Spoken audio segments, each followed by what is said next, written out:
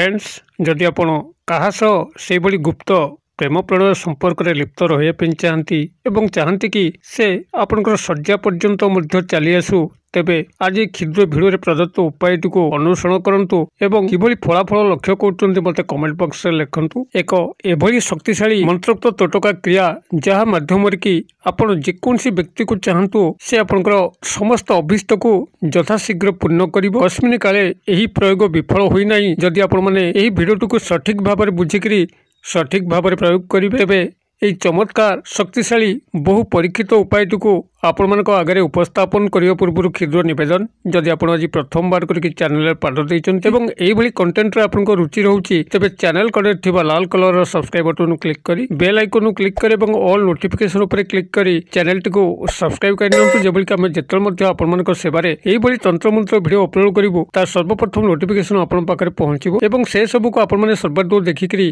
किसी ज्ञान आहरण करेंगे। तेज फ्रेंड्स एवं नजर पकड़ा शक्तिशाली वशीकरण प्रयोग जहाँ माध्यम कि आपको जेकोसी जहाँ चाहते गुप्त प्रेम प्रणय संपर्क में लिप्त रही पारे एपरिक आपड़ जदि आह्वान करती से आपंकर शଯ୍ୟା पाखक चली आसीपारे जहाँकि तंत्र सम्मोहित कर टाणी आण आपण पाखक यही क्रियाटी को आपण मैंने जेकोसी मंगलवार हो कि जेकोसी शनिवार हो प्रयोग करेंगे। प्रयोग करने आपन को साधारणतः दुई गोटे जिनस आवश्यक हम गोटे हूँ पूजा तंबा ढाल एक लोटा जल दरकार हम एवं गोटे धूप सरा जो ठाकुर पाखे धूप दि जाए धूप सरा माटी धूप सरा को संग्रह करेंगे से आपंकर किछि गाई गोबर घसी को रखिए। गाई गोबर घसी कहले साधारणतः ग्रामांचल जो माँ भौणी मैंने गाईर गोबर घसी पारि था से ही घसी आपण मैंने संग्रह करेंगे। किछि नड़िया कता को संग्रह करेंगे एवं झुणा को संग्रह करेंगे जहाँकि पूजा सामग्री दुकान में मिलिबो एति को आपण मैंने से संग्रह करेंगे एवं शेषोक्त भाव में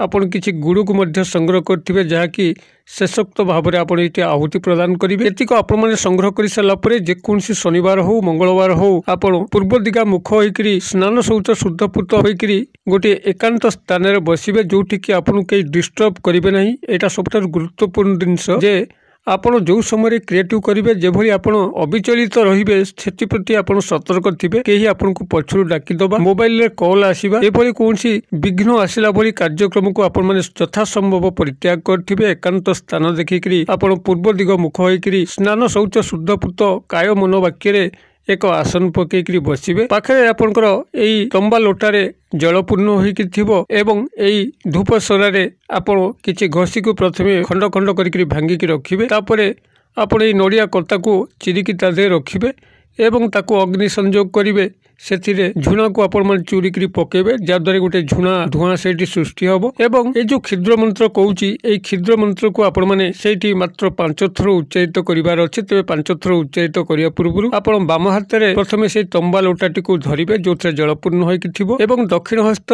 पापुली सामान्य जल को आणबे एवं से जल को चाहिए ही आपंकर यही मंत्र को गोटे थर उच्चारित करिया पड़िबो। जो भाव में आपंकर गोटे थर मंत्र उच्चारित सरुची आपण से धूप सरार चारिपटरे से पानी को सिंचन करेंगे। यापर से भाव में द्वितीय थर लोटारू जल आणबे दक्षिण हस्त पापुली को पुनर्बार हस्त पापुली को चाहिए मंत्र पाठ करेंगे एवं तापर जल को लेकर धूप सरा चारिपटे सिंचन करेंगे। यही भाव में आप लाग लागे 5 थर से मंत्र को पठन करेंगे एवं 5 थर बाम हस्तर जलपूर्ण लोटारू दक्षिण हस्त पापुली जल को आणिकी आपण जल को से धूप सरार चारिपटे सिंचन करेंगे। यही जो 5 थर आपंकर कंप्लीट होची से जो गुड़ को रखिंट से गुड़ को आप शेषोक्त भाव से आहुति प्रदान करेंगे धूप सरा उपरे एवं आहुति प्रदान कर सारा पर से धूप सरा को आपण मैंने गृहर छात उपरे रखिदेकी आसबे। जदि गृहर आपंकर छात नाही तेबे आपंकर मुख्य दरजार बाम पटे ही रखिदेबे। बास यही क्रियाटी को गोटे थर पालन करंतु देखिबे जो भली उदग्र जिदखोर प्रकृतिर नारी बा पुरुष होता जहाँ सह आपण संपर्क में लिप्त होगा चाहते से कस्मिन काले निजक संभाली पारिबो नाही आपण पाखक आसिका को बाध्य हो ही हम। तेबे यही क्रिया आपंकर कौन देवादेवी जड़ित नहांती एक पैशाचिक प्रवृत्ति संपन्न यही मंत्रोक्त क्रिया जहाँ माध्यम कि जेकोसी व्यक्ति को तुरंत तंत्र सम्मोहित करी आपण पाखक नहीं आसी थाए। यही क्रियाटी को बारंबार दोहराइबा से भली ठीक नुहे जेहेतु पैशाचिक प्रवृत्ति संपन्न यही मंत्रोक्त क्रिया जितेबाला कौन व्यक्ति को आपण तंत्र सम्मोहित बशीभूत करके पाखक आणुचंती जदि बारंबार यही क्रियाटी को आपण संगठित करने चेष्टा करती तेबे ଆପଣଙ୍କର ପୈଶାଚିକ ପ୍ରବୃତ୍ତି ସମ୍ପନ୍ନ ନିଜର ବ୍ୟକ୍ତିତ୍ୱ ହୋଇଯିବ, ଯାଦ୍ୱାରା କି ଆପଣଙ୍କର ଭବିଷ୍ୟତ ଜୀବନ ପ୍ରତି ସେଭଳି ଏକ ସୁନ୍ଦର ମାନବିକ ଜୀବନ ଆପଣଙ୍କୁ ପ୍ରାପ୍ତ ନ ହୋଇପାରେ।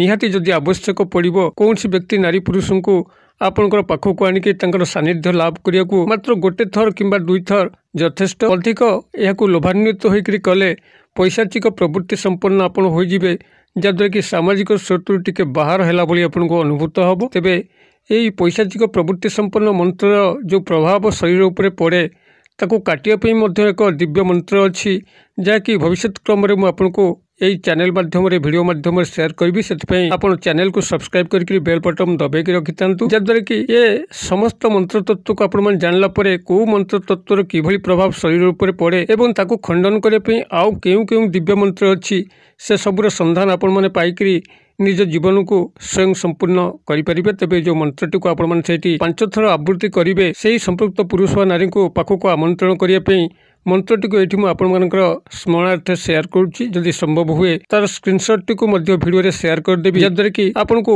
ଏହି ମନ୍ତ୍ର ତତ୍ତ୍ୱକୁ ଶୀଘ୍ର ଗ୍ରହଣ କରିବା ପାଇଁ ସୁବିଧା ହେବ। ତେବେ ମନ୍ତ୍ର ଯେତେବେଳେ ଆପଣମାନେ ପାଠ କରିବେ, ଦକ୍ଷିଣ ହସ୍ତରେ ଥିବା ଜଳକୁ ଚାହିଁକରି, ଯାହାକି ଆପଣଙ୍କୁ ଧୂପସରା ଚାରିପଟେ ସିଞ୍ଚନ କରିବାକୁ ପଡ଼ିବ 5 ଥର। ଏହି ମନ୍ତ୍ରଟିକୁ ଏଇଠି ମୁଁ ଯେଉଁ ସେୟାର କରୁଛି ତାକୁ ପ୍ରଥମେ ଆପଣ ଭଲକରି ମୁଖସ୍ଥ କରି ଘୋଷି ନେବେ। ସମ୍ପୂର୍ଣ୍ଣ ଭାବରେ ଉଚ୍ଚାରଣ ଧ୍ୟାନ ରଖିଥିବେ ଯେଭଳି ସଠିକ୍ ଭାବରେ ଆପଣମାନେ ଏହାକୁ ଉଚ୍ଚାରଣ କରିପାରନ୍ତି ଏବଂ ଆପଣଙ୍କର ମନରୁ ହିଁ ମନ୍ତ୍ରଟିକୁ ଥର ଥର କରିକି 5 ଥର ଉଚ୍ଚାରଣ କରିବାକୁ ପଡ଼ିବ। ଯେଭଳି ଭାବରେ ଆପଣଙ୍କୁ ବିଧି ନିର୍ଦ୍ଦେଶ ଭିଡ଼ିଓ ଭିତରେ କରିଛି ସେଇଭଳି ଭାବରେ ଆପଣଙ୍କୁ ଥର ଥର କରିକି 5 ଥର ଜଳ ଆଣିକରି ଦକ୍ଷିଣ ହସ୍ତ ପାପୁଲିରେ 5 ଥର ମନ୍ତ୍ର ପାଠ କରିବେ ଏବଂ 5 ଥର ଧୂପସରା ଚାରିପଟେ ଆପଣ ସିଞ୍ଚନ କରିବେ।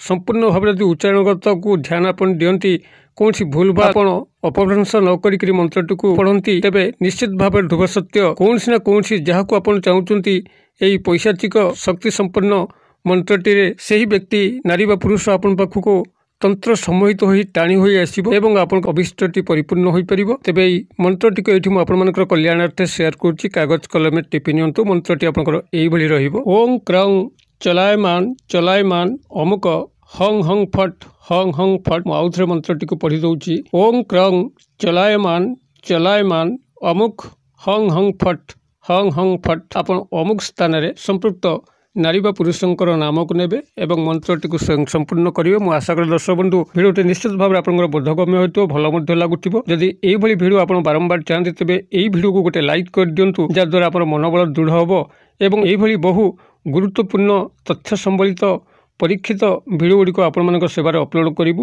ଭିଡ଼ିଓର କ୍ଷୁଦ୍ର ପରିସର ମଧ୍ୟରୁ। ମୋତେ ଏଇଠି ଆଜି ବିଦାୟ ଦିଅନ୍ତୁ। ପୁଣି ଆପଣମାନଙ୍କ ସହ ଦେଖା ହେବ ଏଇଭଳି ଏକ ଶିକ୍ଷଣୀୟ ଭିଡ଼ିଓରେ। ସେ ପର୍ଯ୍ୟନ୍ତ ଦର୍ଶକ ବନ୍ଧୁ ଆପଣଙ୍କ ସମସ୍ତେ ମଙ୍ଗଳଙ୍କ କୃପାରୁ ଭଲରେ ଥାନ୍ତୁ। ରହୁଛି।